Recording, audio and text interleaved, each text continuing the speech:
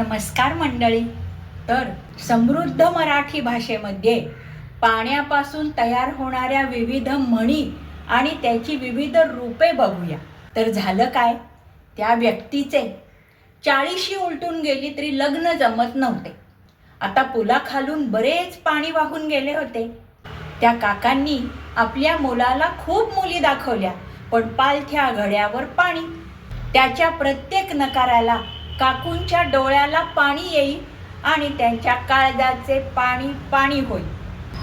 काकांनी तर त्याच्यासाठी पाण्यासारखा पैसा ओतला, पण व्यर्थ.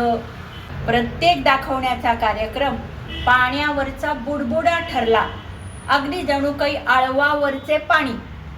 शेवटी त्यांना वाटायला लागलं, ह्यात काहीतरी पाणी मुरतंय, कारण पाण्यात पाहणाऱ्यांची संख्या काही कमी नसते.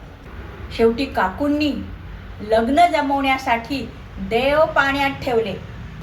तशातच काकूंचा स्वभाव पाण्यासारखा निर्मळ, स्वच्छ, निर्लेप.